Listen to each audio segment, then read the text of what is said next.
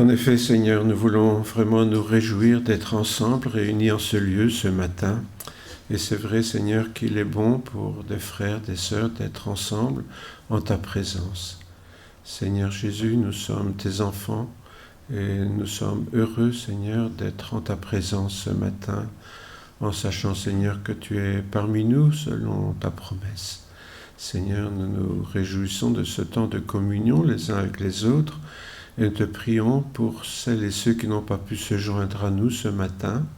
Seigneur, ils sont peut-être seuls ou découragés ou souffrants. Nous te demandons, Seigneur, de les visiter, de les réconforter. Merci aussi, Seigneur, de veiller sur nos jeunes gens en ce temps d'examen, de les renouveler, Seigneur, dans leur courage et dans leur force. Et cela dans le nom de Jésus, notre Seigneur. Amen. Eh bien, nous allons voir la troisième partie alors d'une série de 4 que nous avons commencé il y a 3 semaines, c'est comme on compte. Et donc, nous verrons aujourd'hui donc la troisième partie qui peut causer le fait qu'on a l'impression que Dieu n'entend pas nos promesses. C'est vrai que quand on est chrétien, parfois on lit des choses dans la Bible et alors on se dit, alors voilà une promesse pour moi et on prie sur cela et puis ça ne marche pas, alors on se dit, tiens, est-ce que je peux encore croire dans la Bible ? Nous avons vu la semaine, il y a 15 jours maintenant, tout d'abord que cela peut être une promesse que Dieu nous a faite, mais qui n'est pas pour s'accomplir maintenant. Bon, il y a plein de promesses qui parlent du retour du Seigneur, mais bon, on ne sait pas quand ça sera. Nous avons vu la semaine passée qu'il y a des promesses que Dieu fait, mais qui ne sont pas forcément adressées à nous, qui sont plus particulièrement adressées au peuple d'Israël. Alors si on prend pour nous des choses que Dieu a promis à Israël, mais pas forcément à tous les croyants, il y a peu de chances qu'on le voit s'accomplir. Aujourd'hui, nous verrons la troisième partie, c'est-à-dire des promesses que Dieu fait, et on ne les voit pas s'accomplir, peut-être parce qu'on ne se rend pas toujours compte que c'est nous qui faisons obstacle à l'accomplissement de ces promesses. Parce que Dieu promet certaines choses parfois, mais sous certaines conditions. Si nous ne remplissons pas les conditions, forcément, la promesse ne s'accomplira pas. Et dimanche prochain, Dieu voulant, si Dieu nous prête vie, nous verrons donc un 4e point qui concerne des promesses matérielles, surtout dans l'Ancien Testament, mais dont l'accomplissement prend une dimension spirituelle plutôt que matérielle dans la Nouvelle Alliance. C'est pour ça que nous avons toujours l'Ancien Testament dans nos Bibles. Il a toujours sa raison d'être et beaucoup de promesses peuvent être interprétées à la lumière de Jésus, puisque c'est lui un peu la clé de toute chose dans notre vie. Alors voilà, comme ce cheval au galop, nous pouvons parfois freiner ou bloquer l'accomplissement de certaines promesses que Jésus nous a faites. Et ça, c'est quelque chose qui est peut-être plus fréquent qu'on ne le pense finalement. En fait, nous voyons parfois des attaques de Satan, etc. Ça fait toujours bien de dire qu'on se bat avec le diable comme ça. Mais en fait, notre pire ennemi, c'est nous-mêmes. Il ne faut jamais oublier ça. Celui ou celle avec qui nous devons nous battre, c'est nous-mêmes, avec notre vieille nature. Et c'est surtout de cela que parle le Nouveau Testament. En tout cas, les enseignements de l'apôtre Paul et des enseignements de Jésus. Alors bien sûr, nous croyons que la Nouvelle Alliance est une parole de Dieu, enfin j'espère que vous le croyez vraiment, mais à condition de bien la lire, c'est toujours pareil. Souvent, on ne retient que ce qui nous intéresse et on oublie ce qui ne nous intéresse pas, mais souvent les deux sont attachés et reliés l'un à l'autre.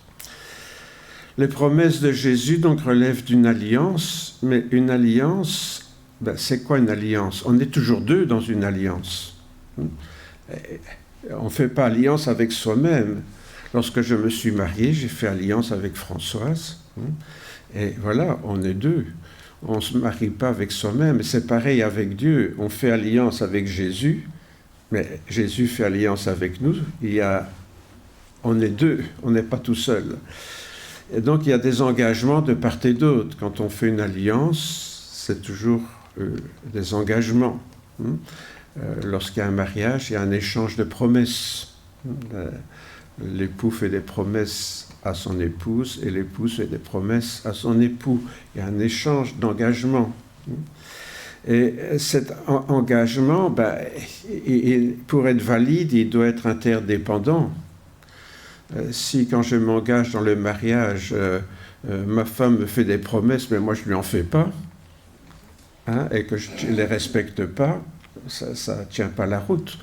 Et je peux rompre aussi les promesses que j'ai faites. Vous voyez, donc, on oublie souvent que la nouvelle alliance implique des engagements réciproques. C'est vrai que Jésus nous a fait des promesses, mais nous aussi, on lui en a fait. Et les deux se tiennent. On ne peut pas les prendre l'une sans l'autre. Or, nous voudrions bien que Jésus tienne ses promesses, mais les notes de promesses, on les oublie facilement. Si on prend que le baptême, par exemple, en m'engageant dans les eaux du baptême, j'ai promis au Seigneur de lui donner ma vie. Est-ce que je l'ai vraiment fait, finalement? Oui, c'est pour ne prendre qu'un exemple. Alors, on va prendre un exemple qui est bien connu, que Jésus a fait avec tous ses disciples. Il a dit ceci: « Ne vous inquiétez donc pas en disant que mangerons-nous, que boirons-nous, de quoi serons-nous vêtus? Cela, ce sont les païens qui le cherchent. » Bon, ça c'est clair. Et puis il ajoute: « Or, votre Père céleste sait de quoi vous avez besoin. » Notez bien que Jésus parle de notre Père. Or, comme je le disais dimanche passé, un enfant ne supplie pas son père de lui donner un bout de pain sec. On suppose que le papa ou la maman veille à ce que cet enfant soit bien nourri. Et donc, Jésus continue en disant, alors cherchez premièrement son royaume et sa justice, et tout cela vous sera donné par-dessus. Alors, vous voyez, le problème, c'est que nous, on retient volontiers la dernière partie de la phrase. Vous voyez, Dieu va s'occuper de nous, va tout nous donner. Tout ce qu'on peut avoir besoin, même ce qu'on a envie, Dieu va nous le donner. Mais on oublie que Jésus a dit, cherchez premièrement le royaume de Dieu et sa justice. Or, en quoi consiste donc cette alliance entre Dieu et le chrétien, puisque c'est de ça qu'il s'agit ici, c'est Jésus qui parle à ses disciples, donc c'est bien entre Jésus, le Fils de Dieu, et les chrétiens. Eh bien, il dit tout d'abord que cette promesse, elle dépend de nous, puisque c'est à nous à accepter premièrement ou non de chercher son royaume et sa justice. Donc Jésus dit, cherchez premièrement, et alors Dieu tiendra sa promesse. Si ce n'est pas la première chose que vous cherchez dans votre vie, Dieu ne tiendra pas sa promesse. C'est aussi clair que ça. Mais vous voyez, c'est quelque chose qu'on connaît tous, et puis parfois on oublie vraiment, mais qu'est-ce que ça veut dire vraiment ? Donc, si nous cherchons le royaume de Dieu et sa justice, Dieu s'occupera en plus de nos besoins matériels. En clair, c'est ça, la promesse. Si nous cherchons premièrement le royaume de Dieu et sa justice. Donc, qu'est-ce que ça veut dire, chercher le royaume de Dieu et sa justice? Parce que, évidemment, c'est quoi qu'il faut chercher là, alors? Parce que le royaume de Dieu et sa justice, bon... si je dis chercher mes clés que j'ai perdues, les clés, voilà, je sais ce que c'est des clés. Mais le royaume de Dieu et sa justice, c'est pas toujours évident de bien comprendre qu'est-ce que c'est. Comme on l'a vu, il n'y a pas très longtemps, c'était avant d'attaquer cette série d'études, j'avais parlé du règne de Dieu dans notre vie. Autrement dit, on avait vu que le royaume de Dieu, vous vous rappelez, j'avais montré le globe de la terre, là, vous vous rappelez ça? Et donc, le royaume de Dieu, c'est tout partout où il y a des chrétiens. Vous êtes chacune d'entre vous, une partie du royaume de Dieu. Pourquoi? Parce que Jésus a dit, ce royaume, on ne peut pas le voir. Et on ne peut pas dire, il est ici ou il est là, disait Jésus. Mais il est en vous, a dit Jésus, ce royaume. Donc tout partout où il y a un chrétien, un vrai chrétien, une vraie chrétienne, là se trouve le royaume de Dieu. Et ce royaume est dispersé sur toute la terre. Il y a des chrétiens en Amérique du Nord, en Amérique du Sud, en Afrique, en Australie, en Asie, en Europe. Et tout partout, C'est le royaume de Dieu. C'est là où Jésus va régner sur les cœurs, en fait. C'est ça le royaume. Un royaume, il y a un roi qui règne. C'est Jésus qui règne sur nous. Mais il restera toujours l'un ou l'autre domaine dans notre vie qui n'est pas totalement soumise au Seigneur. Jésus règne dans mon cœur, mais est-ce qu'il règne vraiment sur tout ? Honnêtement, je ne sais pas pour vous, moi je sais qu'il y a toujours des choses dans mon cœur où Jésus n'est pas toujours le maître. Oui, parfois, je récupère un peu de terrain sur le royaume. Hein, et oui, j'avais donné, en principe, j'ai donné tout à Jésus, mais je garde toujours des petits coins pour moi, là, le fond d'un placard, là, où Jésus ne doit pas regarder. Hein. Bon, on est tous comme ça. Je ne sais pas, chez vous, dans toutes les maisons, il y a toujours l'un ou l'autre fourre-tout, là. Où on aime bien que les visiteurs n'aillent pas voir ce qui se passe parce qu'il y a trop de désordre. Hein, je vois qu'il y en a qui rigolent. On ne doit pas être les seuls, Françoise. Hein, donc, voilà. Eh bien, je crois que Jésus règne dans nos vies, mais il y a toujours des choses où il faudra que le Saint-Esprit vienne faire un peu de nettoyage. Et donc, c'est quête du royaume de Dieu, quand Jésus dit « chercher le royaume de Dieu », qu'est-ce qu'il nous demande de chercher ? Il y a toujours les coins où Jésus ne règne pas complètement, quoi. Et c'est ça, chercher le royaume de Dieu. Bien sûr, nous, en principe, on a donné notre vie au Seigneur, en principe. Mais en pratique, on sait que ce n'est pas toujours tout à fait ça. C'est pour ça que, si vous vous souvenez, il y a quelque temps, je vous avais parlé de cette ascension en spirale de la croissance spirituelle, où nous sommes appelés régulièrement à nous repentir et à régler certaines choses. Et puis on fait un tour, et puis on découvre encore quelque chose qui doit être réglé dans notre vie. Alors là, on se dit, ça y est, cette fois-ci, je suis devenu parfait. Là, c'est dangereux parce qu'on risque de ne plus monter et alors plutôt de redescendre. Hein.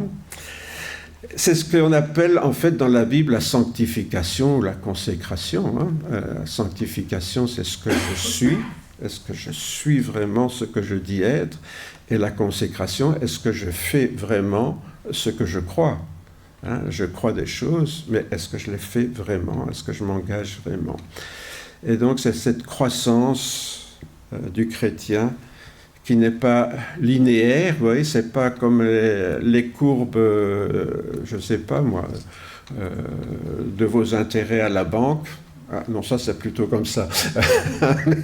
Voilà, une courbe linéaire. La vie chrétienne, c'est cyclique comme ça.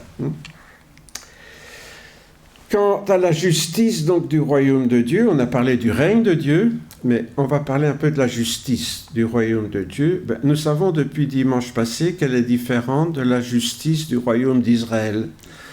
Hein, on a vu que le royaume d'Israël, la justice, c'est d'obéir aux commandements que Dieu a donnés à son peuple. Ça, c'était la justice.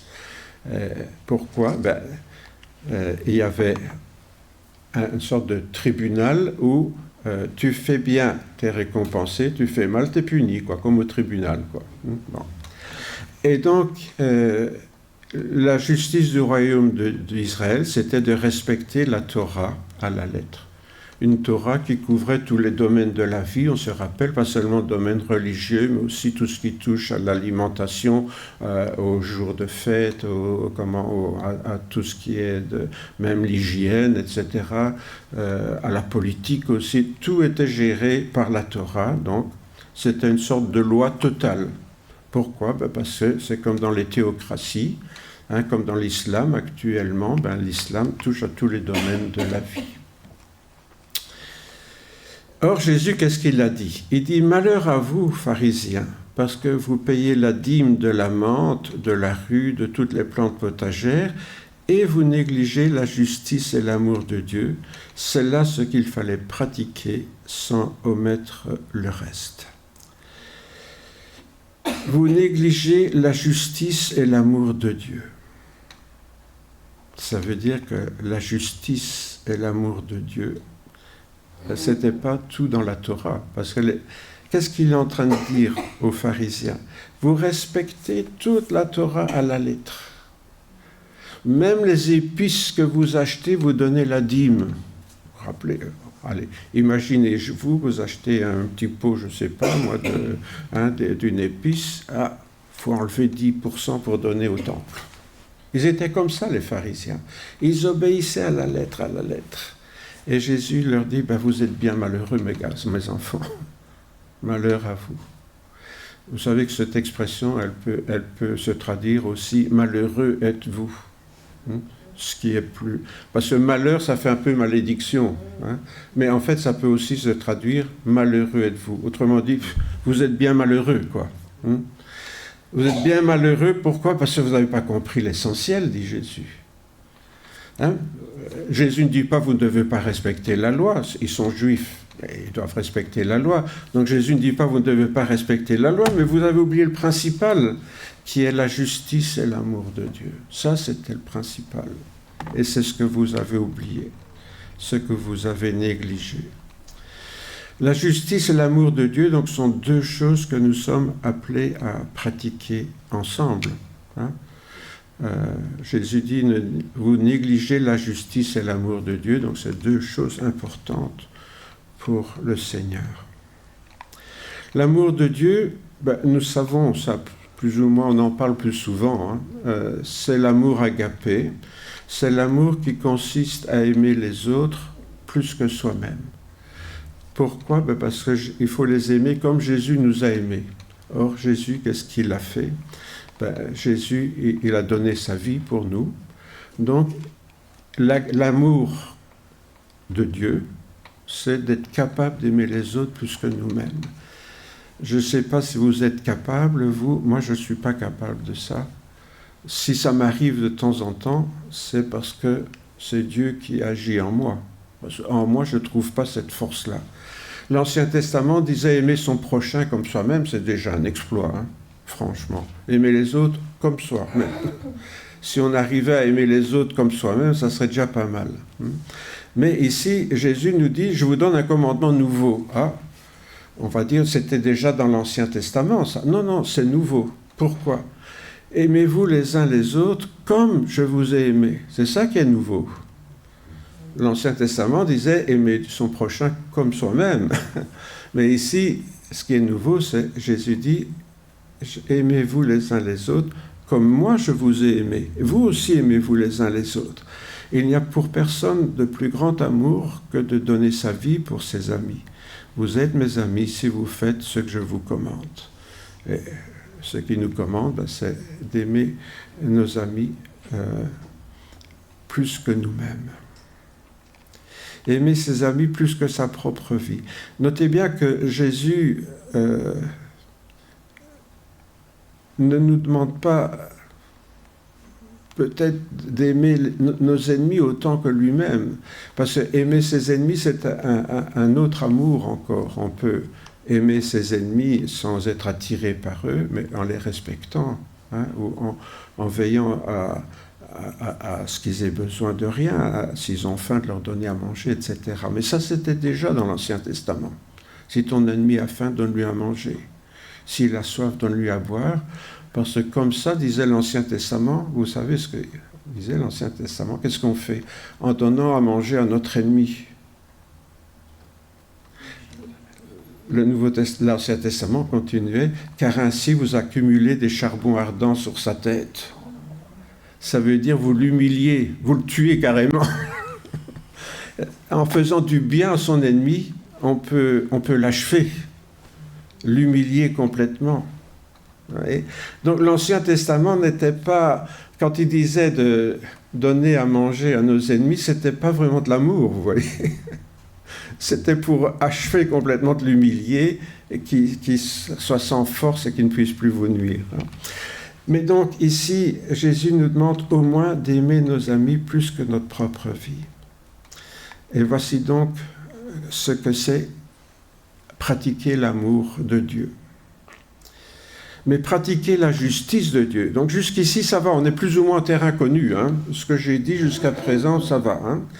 Ici, on se trouve devant quelque chose que l'on connaît, mais parfois qu'on ne réalise pas vraiment. Pratiquer la justice de Dieu, c'est quoi? Pour le comprendre, on va se mettre à l'écoute de Jésus. Hein. Vous savez, c'est toujours le meilleur moyen d'avoir la pensée de Dieu, c'est de savoir ce que Jésus a dit sur le sujet. Et on va écouter Jésus quand il parle de cette justice de Dieu et de son importance. La justice, c'est toujours quelque chose qui fait un peu peur, la justice. Quand on reçoit une lettre qui vient du palais de justice de tel endroit, on n'est jamais trop à l'aise en l'ouvrant. Hein. Bon. Dans son sermon sur la montagne, Jésus consacre 2 des 8 béatitudes à la justice de Dieu. C'est assez intéressant, ça. Vous savez, on considère souvent que les béatitudes,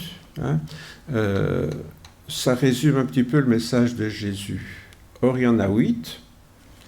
Entre parenthèses, c'est les 8 boules de la croix huguenote, hein. C'est la signification. Vous savez, la croix huguenote, il y a 8 boules au bout de chaque 2, à chaque branche, et ces 8 boules, elles symbolisent les béatitudes. Parfois, les protestants ont la croix huguenote, mais ils oublient ce qu'elle veut dire. Bon, en fait, ça, c'est un détail. Donc, sur les 8 béatitudes, il y en a 2 qui concernent la justice. C'est quand même important, un quart sur la justice. Alors, je vous les rappelle. Heureux ceux qui ont faim et soif de justice, car ils seront rassasiés. Avons-nous faim et soif de justice? Heureux, ça c'est l'autre béatitude, heureux ceux qui sont persécutés à cause de la justice, car le royaume des cieux est à eux. Alors, remarquez bien la conjugaison. Heureux ceux qui ont faim et soif de justice, car ils seront rassasiés. Ça, c'est une promesse pour l'avenir. Heureux ceux qui sont persécutés à cause de la justice, car le royaume des cieux est à eux. Ils y sont déjà. Vous voyez? Bon. Il faut toujours bien lire ce qu'on lit. Et surtout quand c'est Jésus qui parle. Alors, notons donc tout d'abord que pour bénéficier de cette justice de Dieu, il faut en avoir faim et soif. Mais qu'est-ce qu'elle a de tellement désirable? Parce que quand j'ai faim et soif, c'est quand j'ouvre la porte de mon bureau et que je sens l'odeur de la bonne cuisine que Françoise est en train de faire, qui monte l'escalier jusqu'à mon bureau, alors ça active ma faim. Vous voyez? Jusque-là, je n'avais pas trop faim. Mais quand je sens les bonnes odeurs de la cuisine, je dis à Françoise en arrivant, je sais ce que tu es en train de préparer. Alors voilà. Est-ce que quand nous sentons la bonne odeur de la justice de Dieu, ça nous fait cet effet-là? Vous voyez? C'est un peu ça que nous dit Jésus. Est-ce que nous avons faim et soif de la justice de Dieu? Qu'est-ce qu'elle a de si désirable? Parce que notez bien que l'autre béatitude dit « Heureux ceux qui sont persécutés à cause de la justice ». Est-ce que je vais avoir envie d'être persécuté? Vous voyez? C'est un peu paradoxal, ces 2 béatitudes. D'un côté, il faut avoir faim et soif, mais en même temps, Jésus nous dit, oui, mais vous êtes heureux si vous êtes persécutés pour la justice. Ça veut dire qu'elle est réellement en vous. Alors, est-ce que je vais désirer quelque chose d'aussi peu désirable? N'oublions pas donc que ceux qui sont persécutés pour la justice, comme le dit Jésus, sont également heureux. Pourquoi est-ce qu'ils sont heureux? Parce qu'ils ont l'assurance, ils ont la preuve qu'ils sont déjà dans le royaume de Dieu. Parce que parfois on pourrait se dire, quelle est la preuve que je suis dans le royaume de Dieu? Eh bien Jésus nous en donne une de preuve. Si on est regardé de travers, si on est persécuté même à cause de ça, ça peut être déjà un bon indice. Alors je sais qu'en Belgique, on ne risque pas de nous mettre à mort parce qu'on est chrétien. Merci Jésus, parce que nous sommes dans un pays tolérant sur le plan religieux. Mais si le pays est tolérant, tous les gens ne sont pas tolérants. Bon. C'est quoi cette secte là où vous êtes là? Oui, mais les évangéliques, c'est des sectes. Alors on essaye de se justifier, on dit non, oui, c'est vrai que certaines sectes évangéliques sont un peu sectaires, mais nous on n'est pas sectaires. Oui, mais je vois que vous pouvez quand même pas faire ça, vous pouvez pas faire ça, etc. C'est quand même une secte. Hein. Et voilà, on se fait, bon, avouer simplement que c'est pas une très grande persécution. Hein, disons, c'est un certain mépris. Hein. Bon, voilà. Hein, on va nous dire, ben, il paraît que toi tu crois que c'est Dieu qui a créé le monde, ah bon, tu ne crois pas à la science alors, vous voyez, ou des choses comme ça, hein, qui vont nous agresser et nous humilier, ou essayer de nous humilier. Mais c'est déjà de la persécution quand on cherche à nous humilier. Hein. Mais pourquoi est-ce qu'on est heureux d'être dans le royaume de Dieu? L'apôtre Paul, qui avait vécu, ça pouvait dire, car c'est le Christ Jésus, notre paix. D'être en paix, c'est déjà extraordinaire. Hein? On a un jeune frère ukrainien là, qui a quitté son pays, qui est en guerre. Nous, on est des chrétiens dans un pays en paix. C'est déjà un grand privilège. Dans sa chair, nous dit l'apôtre Paul, donc à propos de Jésus, hein, dans sa chair, donc il parle de Jésus, il a annulé la loi avec ses commandements et leurs dispositions pour réconcilier avec Dieu tous les hommes en un seul corps par sa croix, en faisant mourir par elle l'inimitié. L'inimitié, donc, qui existait entre les hommes et Dieu. Hein. L'inimitié, c'est le contraire de l'amitié. Hein. Donc, Jésus, en mourant sur la croix, a annulé la loi avec ses commandements et leurs dispositions. Ben oui, parce que tous ces commandements étaient associés à des sanctions si on ne les respectait pas. Il y a un commandement, et puis à côté, il y avait la punition. Donc Jésus a annulé ça. Pourquoi? Ben parce que cette punition, il l'a pris sur la croix. Comme il a pris tout ça sur la croix, on n'est plus lié par tout ça. Et donc, il continue, il est venu annoncer comme une bonne nouvelle, c'est ça le mot évangile, hein, il est venu annoncer comme une bonne nouvelle la paix à vous qui étiez loin et la paix à ceux qui étaient proches. Dans ce passage, l'apôtre Paul donc parle des Juifs qui ont la loi, la Torah, et des non-Juifs, des païens qui n'ont pas la Torah. Et maintenant, tous sont réunis en Jésus. Pourquoi? Parce que ceux qui n'ont pas la Torah ne sont pas tenus de la respecter pour être sauvés. Et ceux qui l'ont, s'ils l'ont, Dieu les bénisse, mais ils n'ont pas besoin de ça pour être sauvés. Donc, la loi n'a plus de sens pour être sauvés. Ce qui nous sauve, c'est Jésus, la mort de Jésus. Il a annulé tout ça en mourant sur la croix. Et il continue, car par lui, nous avons les uns et les autres accès auprès du Père dans un même esprit. Donc qu'on ait la loi ou qu'on ne l'ait pas, on a tous accès à Dieu. Autrement dit, on n'a plus besoin de l'Ancien Testament et de ses lois pour être sauvé. Encore une fois, ça ne veut pas dire que l'Ancien Testament ne peut pas être utile pour notre édification. Hein, mais on n'en a plus besoin pour être sauvé, puisque ce qui nous sauve, c'est la bonne nouvelle de la mort de Jésus à la croix.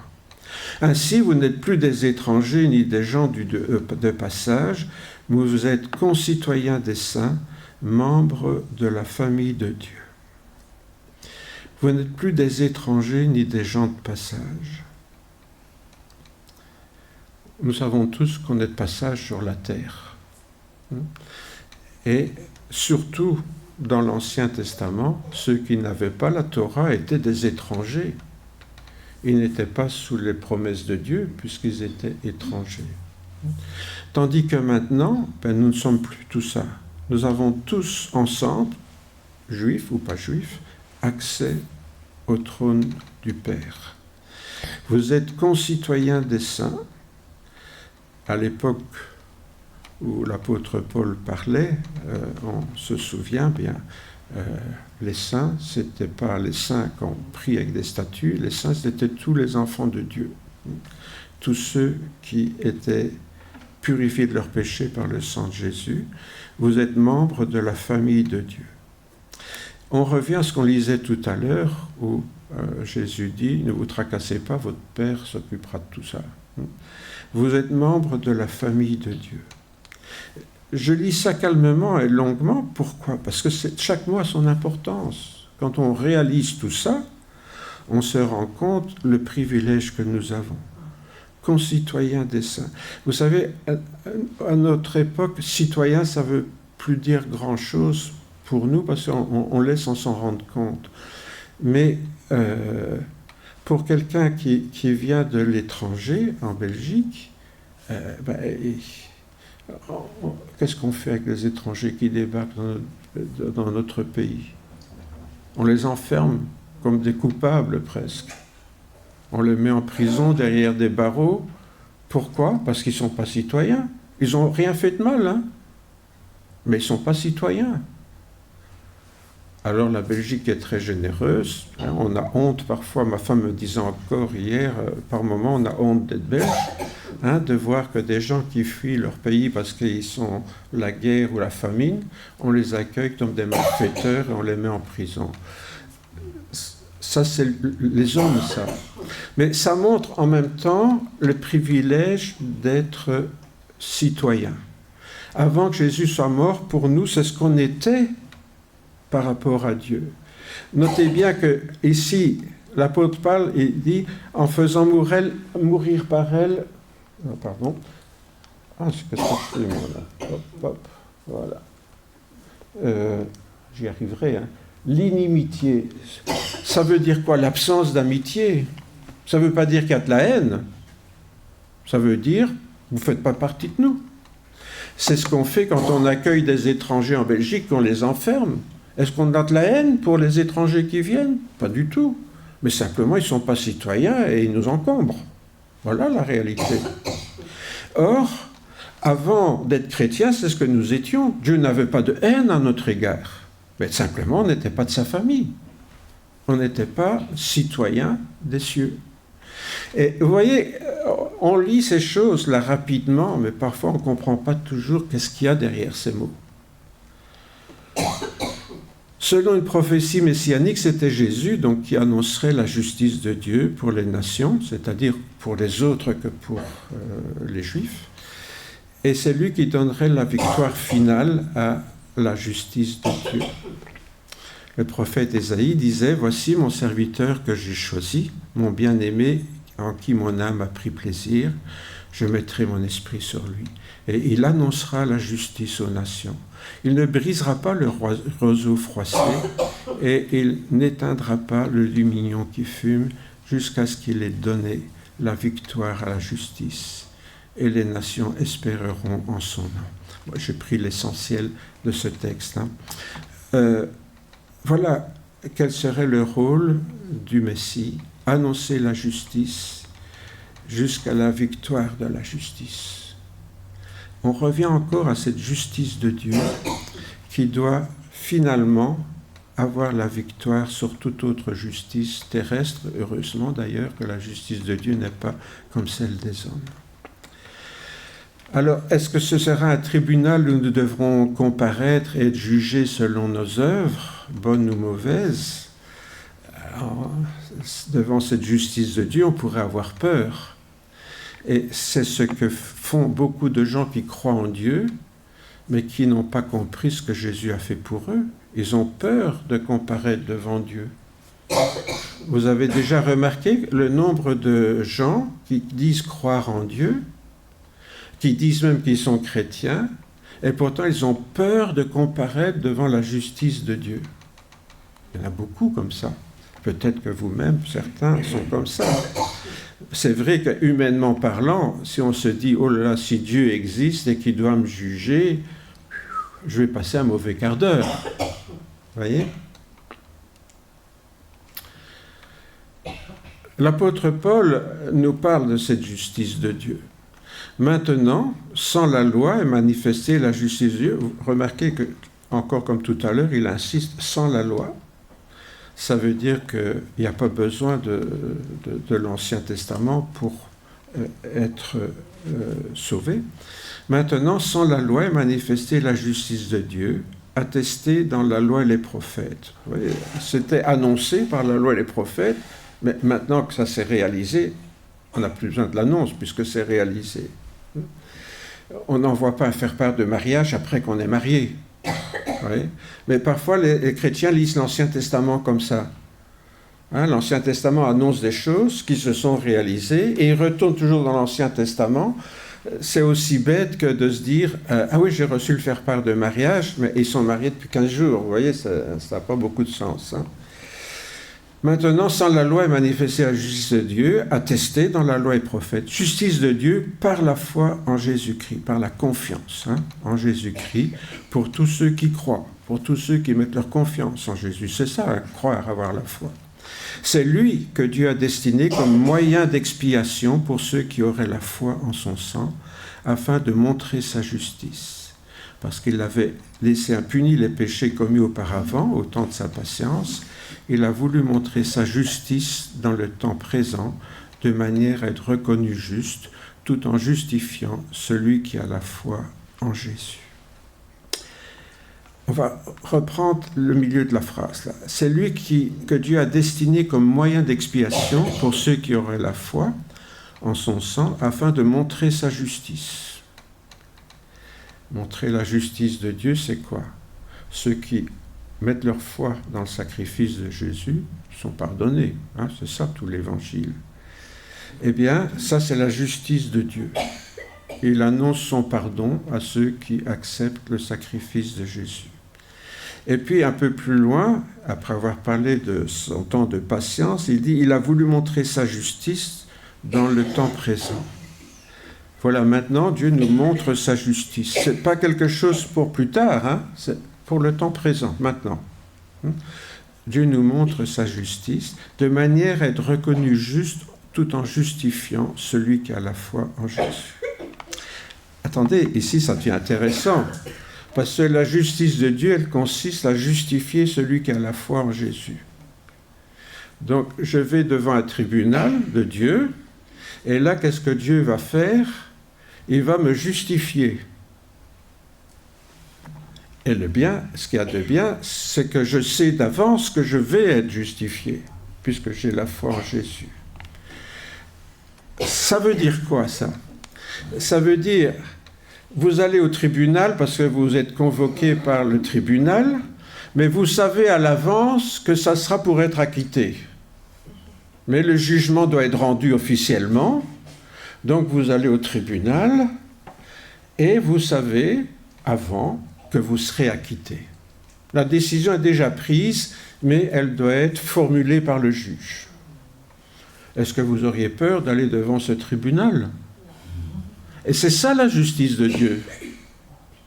C'est ça la justice de Dieu. Quel tribunal étrange, hein, où le seul jugement rendu est d'être libre parce que Jésus a payé la dette. Il parle du tribunal maintenant, hein, il ne parle pas du jugement dernier ici. Hein, on a bien vu, hein, c'est la justice pour le temps présent. Hein. Bon, mélangeons pas tout, hein, c'est la justice pour le temps présent. Je me présente devant le tribunal de Dieu et je sais, c'est un drôle de juge, il ne prononce que des acquittements. Ouais. Parfois, il y a des gens qui ont des problèmes avec la justice et l'avocat leur dit « Si on peut aller à ce tribunal-là, c'est bon, parce que le juge, là, il est assez coulant, quoi. » Ça veut dire que l'avocat savent bien qu'il y a des juges qui sont plus ou moins sévères, plus ou moins coulants. Mais ici, c'est vraiment le top du top, puisque c'est un juge qui ne rend que des acquittements. Alors, n'est-ce pas normal d'avoir faim et soif de cette justice-là? On revient à ma question de tout à l'heure. Heureux ceux qui ont faim et soif. On comprend mieux maintenant pourquoi on peut en avoir faim et soif. Puisque je sais que de toute façon, Dieu va m'acquitter parce que j'ai placé ma foi en Jésus. Jésus a payé la dette. C'est chouette ça, j'ai une dette, je vais au tribunal. Pourquoi est-ce que je sais que je vais être acquitté? Parce que j'ai un copain qui a payé la dette à ma place. Vous voyez? Alors, comme il y a un copain qui a payé la dette à ma place, ben, je sais que ça va se régler sans problème. Et ça, c'est la justice de Dieu à laquelle nous bénéficions, vous, moi, chacun d'entre nous. Hein, c'est de cette justice-là qu'on... La porte est ouverte, on n'a plus de prison, la grille est ouverte. La justice de Dieu, donc, est une promesse que Dieu offre à toute l'humanité si elle place sa confiance dans le sacrifice de Jésus. Mais c'est pour ça qu'il faut la chercher premièrement. Parce que si quelqu'un n'en veut pas, eh bien alors, il ne pourra pas en bénéficier. Mais ce qui est formidable, si on l'accepte, c'est qu'il n'a rien à mériter. Et vous savez, le compte, c'est qu'il y a plein de gens qui disent bah, « c'est trop facile alors hein ». Il n'y a jamais des gens, quand vous leur parlez de la foi en Jésus, qui vous disent ouais, « c'est trop facile à vous ». Donc vous pouvez faire n'importe quoi, vous venez devant Dieu, vous demandez pardon, c'est réglé. Bah, c'est trop facile hein, ça. Il n'y a pas des gens qui vous ont déjà dit ça? Moi, j'ai déjà entendu des gens qui me le disaient. Hein. Ils disaient, mais c'est quoi cette religion-là et vous n'avez rien à mériter. Car je vous le dis, si votre justice n'est pas supérieure à celle des scribes et des pharisiens, vous n'entrerez point dans le royaume des cieux. Ah, quand même, hein, vous voyez bien qu'il y a notre justice, elle doit être supérieure à celle des scribes et des pharisiens. Si je n'ai rien à faire pour l'obtenir, comment ma justice pourrait être supérieure à celle des pharisiens qui respectaient tous les commandements de Dieu? On vient de le dire là. Eux, ils respectaient tout à la lettre, et moi, sans rien faire, j'aurais une justice supérieure à la leur. Vous voyez pourquoi parfois on a du mal à croire ça. On se dit, oui, mais quand même, je devrais faire mieux qu'eux, puisque eux n'y sont pas arrivés, et je devrais pouvoir faire mieux qu'eux. Pourquoi est-ce que ma justice, ou la justice de Dieu, hein, pourrait-elle supérieure à celle des pharisiens? Eh bien, la réponse, elle est toute simple, c'est qu'eux, ils plaçaient leur confiance en eux-mêmes, dans leur mérite, dans les efforts qu'ils faisaient pour mériter le pardon, tandis que nous, on place notre confiance en Jésus. C'est ça la grande différence. C'est que la justice de Dieu, elle repose sur Jésus, elle ne repose pas sur nous-mêmes. C'est tellement incroyable que beaucoup de gens ne veulent pas le croire. Et je me demande parfois si même des chrétiens commencent à en douter un petit peu. Ils disent, oui, mais est-ce que j'en fais assez pour aller au ciel? Peut-être que Dieu sera fâché sur moi, peut-être que Dieu est fâché sur moi. Vous voyez, hein, peut-être que j'ai perdu mon salut, peut-être que je n'ai pas fait assez. Hein. Ma justice, elle ne repose pas sur moi. La justice de Dieu elle repose sur Jésus. Dès lors, tout ce qui fait obstacle à la justice de Dieu, c'est quoi? C'est mon manque de foi, puisque c'est lié à ma foi. La seule chose pour bénéficier de la justice de Dieu, c'est de croire. Croire que Jésus est mort pour mes péchés, que je n'ai plus rien à payer, que c'est fait. Et ce qui pourrait faire obstacle, c'est tout simplement que je doute un petit peu. Hein? Et je vous dis, parfois des chrétiens en doutent parce qu'ils ont fait un péché, et ils se disent, oh là là, là j'ai perdu mon salut, c'est foutu. Oui. Ils oublient que leur justice n'est pas la leur, mais celle de Jésus, et qu'ils peuvent se présenter au pied de la croix pour demander le pardon du Seigneur. Maintenant, s'ils ont fait du mal à quelqu'un, c'est à la personne qu'ils ont fait du mal qu'ils doivent aller pardon et réparer. Hein. C'est ça qui prouve la sincérité du pardon. Chez des chrétiens, c'est un peu facile. Ils ont fait du mal à quelqu'un, et puis ils se mettent à genoux, « Seigneur, pardonne-moi ». Là, hop, ça y est, c'est en ordre. Ben non. Si j'ai volé quelqu'un, ça ne sera pas en ordre tant que je ne lui aurai pas rendu ce que j'ai volé. Hein. Faut pas être non plus malhonnête. Mais maintenant, comment puis-je être vraiment certain que je suis pardonné quand je place ma confiance en Jésus? Ah, vous voyez, j'essaye toujours de creuser un peu plus. Eh bien, parce que l'amour de Christ nous étreint, nous dit Paul, nous qui avons discerné ceci. Un seul est mort pour tous. Donc, tous sont morts. Il est mort pour tous, pourquoi? Pourquoi est-ce que Jésus est mort pour tous? Afin que les vivants ne vivent plus pour eux-mêmes, mais pour celui qui est mort et ressuscité pour eux. Ah, je me doutais bien qu'il y avait un piège quelque part. Hein? Qu'est-ce qui prouve que je suis au bénéfice de la mort de Jésus dans ma vie. Ben, celle-là, écrit noir sur blanc, enfin, pas tout à fait noir, mais écrit noir sur blanc, afin que les vivants ne vivent plus pour eux-mêmes, mais pour celui qui est mort et ressuscité pour eux. C'est ça, chercher la justice de Dieu. Vivre pour celui qui est mort et ressuscité pour moi. Alors, si je vois ça dans ma vie, alors je sais que je suis vraiment partie de la famille. Si je ne le vois pas, je suis en droit de m'inquiéter, c'est vrai. Quand un homme sort de prison, il peut faire des tas de choses qu'il ne pouvait plus faire quand il était en prison. Et vous savez, quand je suis vraiment devenu chrétien, autrement dit, quand je suis passé de la mort à la vie, comme le montre le baptême, c'est pour ça que j'ai mis ce petit dessin, pour nous rappeler qu'un jour, nous avons témoigné devant tous que nous sommes passés de la mort à la vie. Eh bien, puisque je suis sorti de prison, je peux maintenant faire des choses que je n'étais pas capable de faire avant. Avant, je n'étais pas capable de vivre pour le Seigneur Jésus. Je vivais pour moi. Je ne vivais ni pour Jésus ni pour les autres, je vivais pour moi et pour moi seul. Si tout d'un coup dans ma vie je vois que je vis pour les autres et pour le Seigneur, puisque Jésus dit que c'est la même chose, aimer Dieu ou aimer son prochain, puisque je découvre ça dans ma vie, ça me rassure. Je sais que maintenant je fais des choses qui ne sont plus moi, mais qui sont Jésus en moi. Pour le chrétien, la première chose, donc, c'est de vivre pour celui qui les a libérés, bien sûr, c'est-à-dire pour le Seigneur Jésus et pour ses frères et sœurs, qui sont les frères et sœurs de Jésus. C'est ici que l'on comprend pourquoi certaines personnes ne veulent pas des promesses de Dieu. Pourquoi ? Parce qu'avant d'accepter les promesses de Dieu, elles ont pesé le pour et le contre. Si quelqu'un d'un peu intelligent lit l'Évangile, il va comprendre ce que je suis en train de vous expliquer, et que vous aviez déjà compris, bien sûr, moi je ne fais que le répéter, pour que ce soit bien dans notre tête, mais les gens intelligents comprennent qu'est-ce qui se passe si je suis chrétien. Je vais devoir accepter de vivre pour moi-même et vivre pour Jésus et pour les autres. Waouh! Est-ce que ça vaut la peine? Est-ce que ça vaut la peine?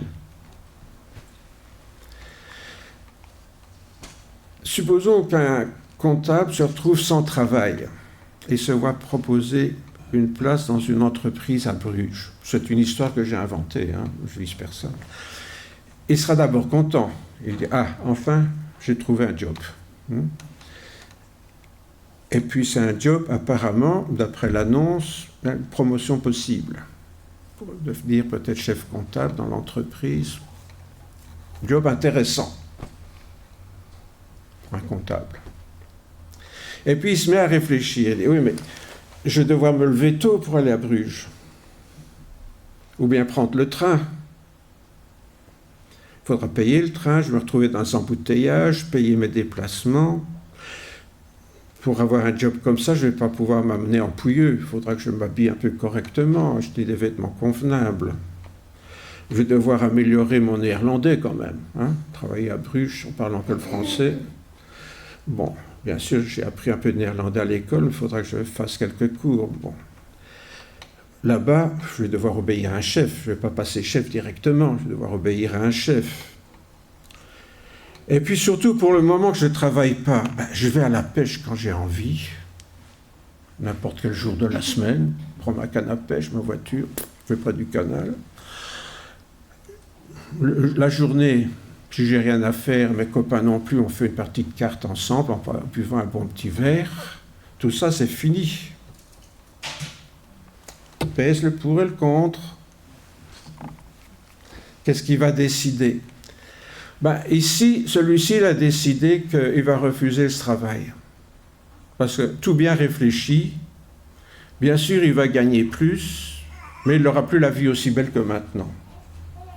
Donc, il refuse le job qu'on lui propose. Voilà. C'est une histoire que j'ai inventée, purement imaginaire.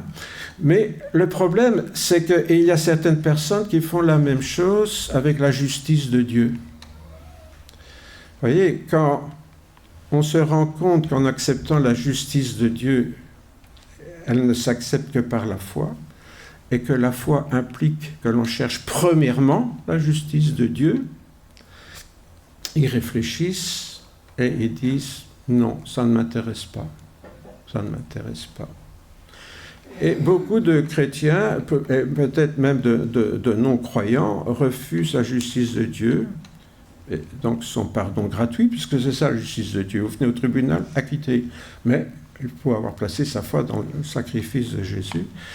Ils vont devoir comprendre que leur vie va devoir changer, et cela, ils n'en ont pas du tout envie.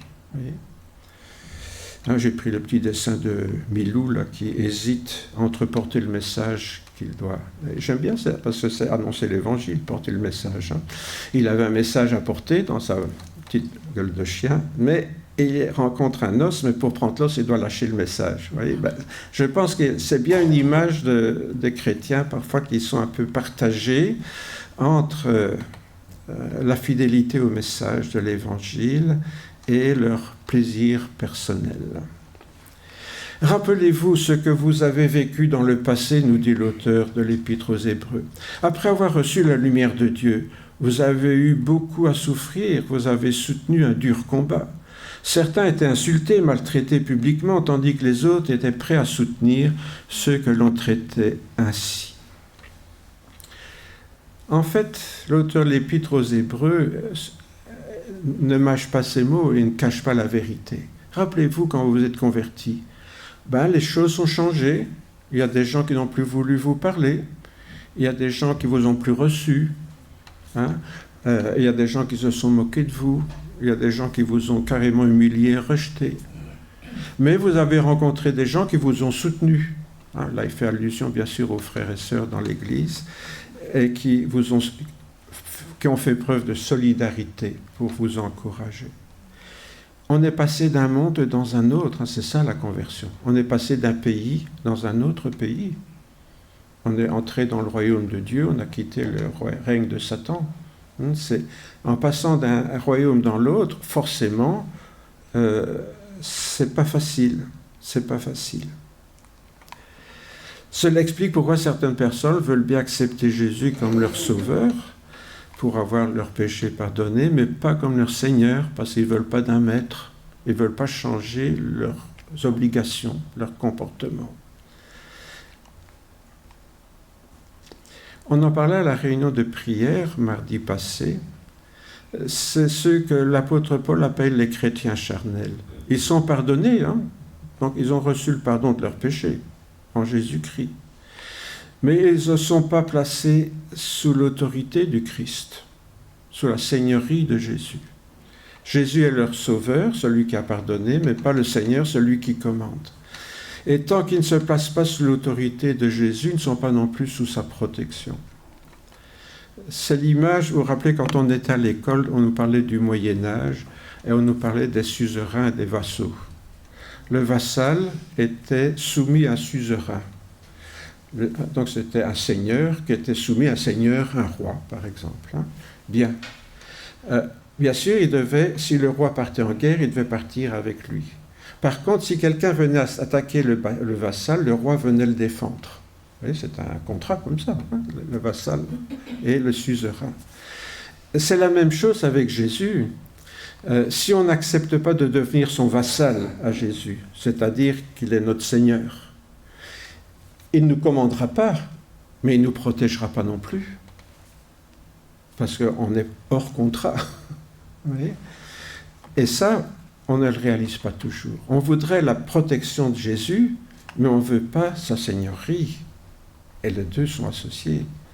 S'il est notre suzerain, il va nous protéger, mais il va aussi nous commander.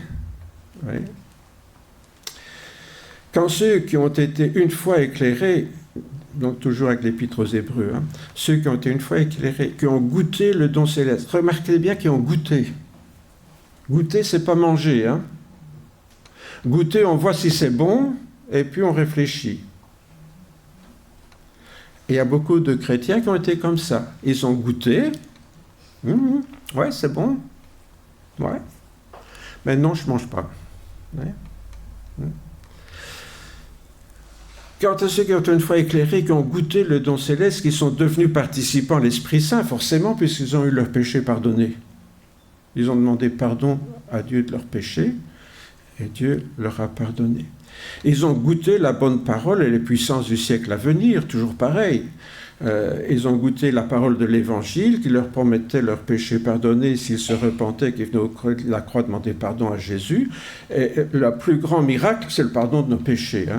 C'est ce qu'il est dit ici, goûter les puissances du siècle à venir, c'est ça, c'est goûter à ce qui nous attend dans le ciel. Et qui sont tombés, il est impossible de les ramener une nouvelle repentance. Pourquoi ? Parce qu'ils crucifient de nouveau pour leur part le Fils de Dieu et ils le déshonorent publiquement. Je goûte au plat, mais finalement, j'en veux pas. C'est la ménagère qui a préparé un bon plat pendant toute la matinée. Elle le met sur la table. Vous goûtez. Ah, c'est bon, oui. Ben, j'en veux pas. Ouais. C'est vraiment lui faire affront. Hein. C'est lui dire, j'ai rien à faire de tout le mal que tu t'es donné pour me préparer quelque chose. J'ai goûté, oui, c'est bon, je suis d'accord, mais j'en veux pas. Il crucifie de nouveau pour leur part le Fils de Dieu et le déshonore publiquement.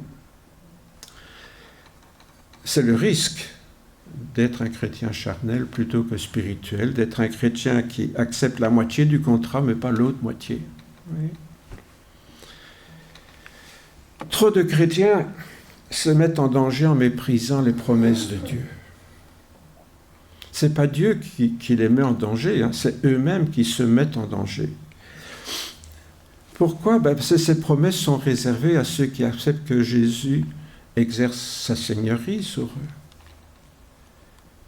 Le but, ce n'est pas seulement d'avoir nos péchés pardonnés, c'est que le Seigneur dirige notre vie.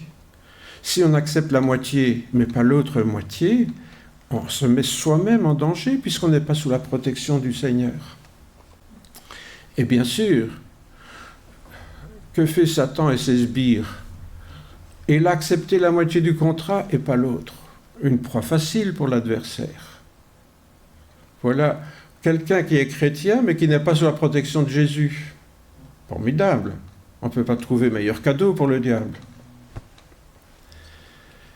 Si l'œuvre bâtie par quelques-uns sur le fondement de Jésus-Christ subsiste, il recevra une récompense. Mais si l'œuvre de quelqu'un est consumée, il subira la perte.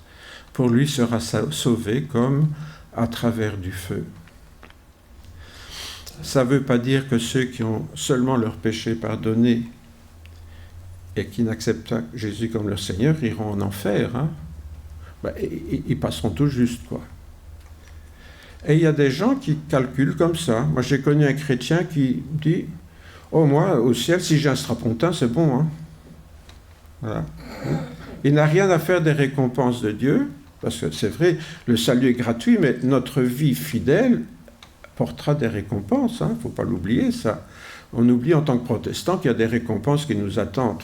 C'est vrai, les récompenses, c'est bien une promesse biblique pour ceux qui marchent dans la soumission au Seigneur. Sinon, leurs œuvres sont charnelles et seront détruites par le feu.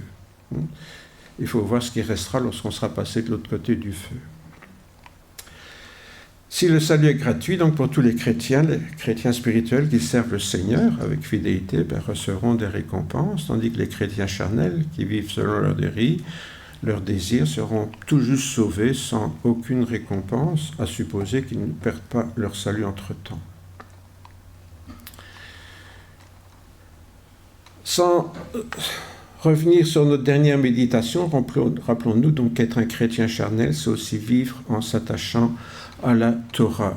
Je ne vais pas y revenir ce matin, mais je voudrais quand même terminer en disant ceci. Comme on le voit, on pourrait multiplier les exemples d'obstacles que nous plaçons nous-mêmes devant l'accomplissement des promesses de Dieu. J'ai mis ces jeunes-là qui mettent une barricade. Je crois que parfois, c'est ce que nous faisons devant les promesses de Dieu. Il y a des promesses, elles sont pour nous, il faut les prendre par la foi. Si on les prend par la foi, le Seigneur ne peut pas les donner. C'est aussi simple que ça. C'est nous qui mettons la barricade. C'est pas Dieu, c'est pas le diable, hein, c'est nous qui mettons la barricade. Si bien que quand nous faisons des prières au Seigneur qui ne rencontrent pas la réponse de Dieu, il faut se poser la question. Il y a ce que j'ai dit aujourd'hui, il y a ce que j'ai dit les 2 dimanches d'avant, il y a ce que je dirai encore dimanche prochain. Mais ce que j'ai dit aujourd'hui peut être tout à fait une des possibilités.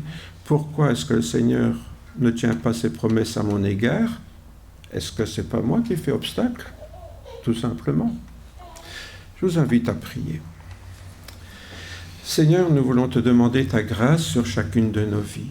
Seigneur, tu sais que nous avons besoin de toi, Seigneur, pour aller de l'avant. Besoin de toi, Seigneur, pour vraiment mettre en œuvre, Seigneur, tout ce que tu as préparé pour nous.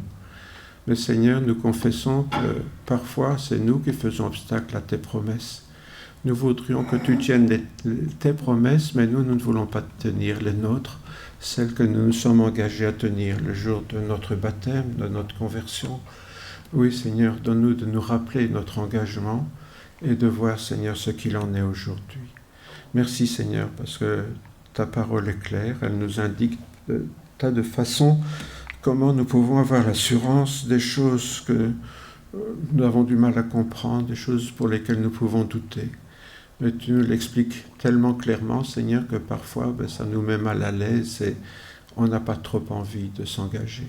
Oui, Seigneur, pardonne-nous notre résistance, pardonne-nous notre incapacité à aller de l'avant avec toi en acceptant que tu deviennes vraiment le Seigneur dans notre vie et pas seulement notre Sauveur.